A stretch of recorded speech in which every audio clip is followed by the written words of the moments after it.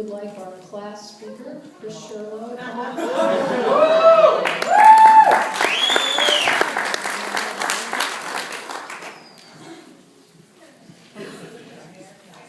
Oh, thanks. This was a bad idea. So, a couple kids in my class have been telling me all week to continue to write the speech because I'm a chronic procrastinator. I told them repeatedly time and time again that I was just going to wing it, so here's what I wrote down.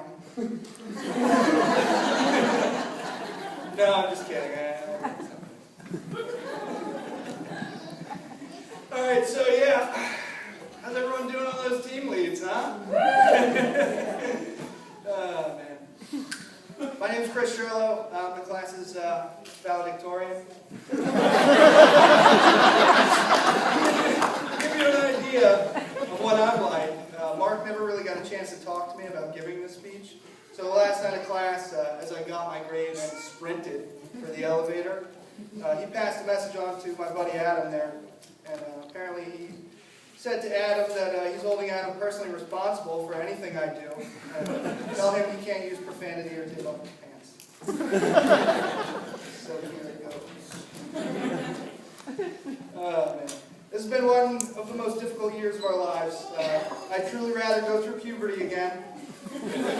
We have spent this year on the edge at all times, keeping up with a demanding schedule, living out of our cars, being force-fed a ton of hardcore knowledge and actually in the field, practicing medicine on countless innocent people. Under the scrutiny, of course, of all the wonderful instructors and preceptors that, God bless them, continue to point us in the right direction and console us with positive feedback when we say, got a nice IV in a big vein and then dumped a bunch of the patient's blood all over the ambulance while sweating all over them.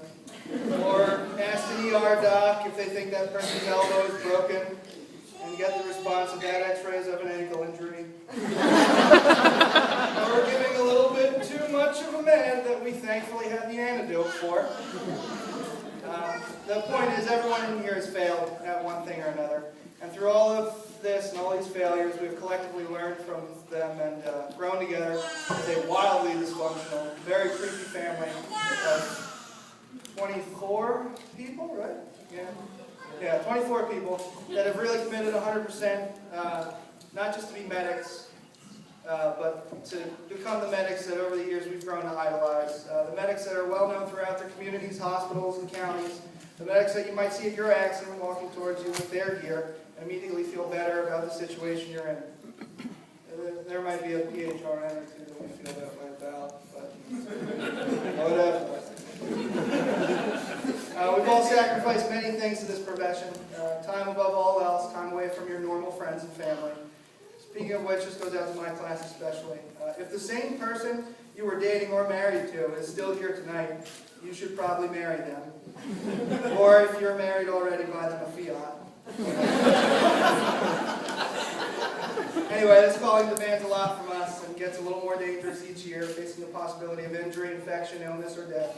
For a little money, and in the grand scheme of things, the EMS and paramedic student is at the very bottom. So why do we put ourselves through this? I think it's because every provider in this room, at their core, has the same desire, determination, and drive to help a stranger, to prolong life, to preserve a family, anytime, anywhere, regardless of their own personal feelings about any situation they find themselves in. Not a single one of them will admit this to you because, they got into this because they're tough as nails and they like blood and gore. At any rate, the paramedic students sitting here tonight, all the more deserve to be here. We have on many occasions carried each other through this program, all seen each other at our most weak and vulnerable moments, and pushed each other to keep going. I definitely wouldn't be here tonight if it wasn't for a few people sitting in this room.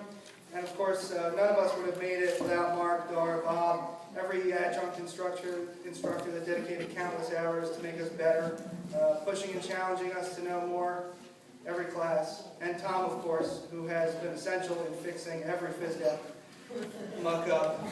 God bless Tom. Tonight, for most of us, is the last time anyone gets to call us medic students. Now you're mostly EMTs in limbo with one more test ahead of you. And for all you popping Ativan right now, just at the thought of that test. I strongly emphasize that it is just another test, and everyone in this class knows what we do to tests. Mark's lovely wife possibly made the mistake of telling us that he said we were the best medic class he's ever had. So let's prove it August 11th and every day after, as we will undoubtedly change the course of thousands of lives in our careers. That's pretty much it.